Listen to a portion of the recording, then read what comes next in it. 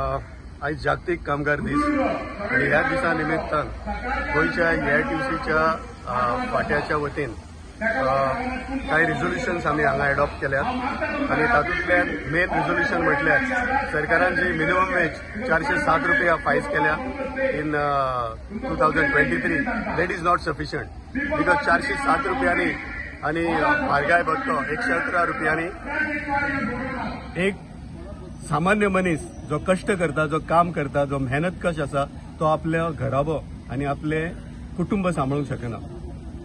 आज जर तू खंयच्या हॉटेलात गेलो 20-25 रुपया तुका चायेक लागता. जेवणाची थाली घेतली जाल्यार 120 रुपया लागता.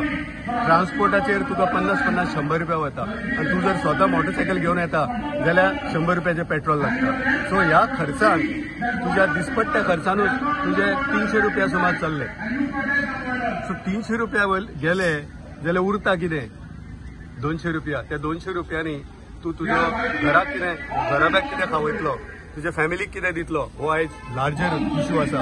घर भाडें आसा, लायटीची बिलां आसा, उदकाची बिलां आसा, ही कशी फारीक करपाची हो एक मोठो प्रश्न आसा. आणि आमची मागणी आसा सरकारा कडेन की ताबडतोब मिनिमम वेज 750 रुपया जावपाक जाय फॉर अनस्किल्ड कॅटेगरी.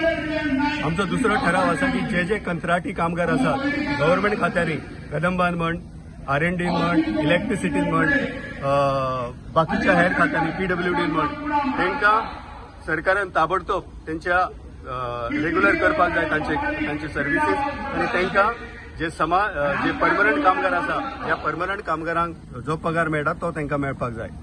आमचो तिसरो ठराव आसा की अनएम्प्लॉयमेंट ज्या तरेन वाडला ह्या देशांत आणि सरकार नव्यो नोकऱ्यो तयार करपाक शकला ना. There is no new generation of new employment opportunity. Hundreds of youth are coming out of colleges and universities, but they are not getting employment.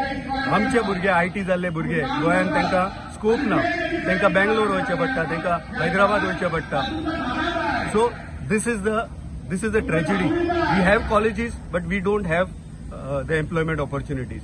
आमचो आनी एक ठराव आसा की जगात आणि देशात समस्या आसपाक जाय.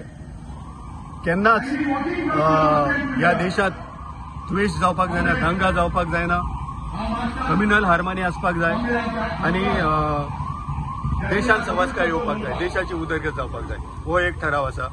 आमचो दुसरो ठराव आसा की आयज जर पॅलेस्टायनान आमी पळयले जो it is a genocide. It is a mass killing of the innocent civilian population. We are opposing that. We are opposing Israel's conduct and actions of bombing the innocent civilian population of Palestine. We also condemn the 7th October attack. We are not supporting that. We are condemning it. But we are also condemning the indiscriminate bombing of hospitals, infrastructure places, लहान भुरगीं, गर्भेश बायलां, जाणट्यांक मारून उडोवप. This is not acceptable and we demand immediate cessation of Israeli bombardment. त्याचबरोबर हेर कांय विशयाचेर आयज भासाभास जाल्या आणि ते सगळे इश्यू आमी हायलायट केल्या ठरावाच्या रुपान आणि ते सरकारा पर्यंत प्रोवायड जातले आणि ताचेर उपाय काडपाक we'll try to, because in the coming year or in the coming days we'll have to launch a militant struggle to achieve all this.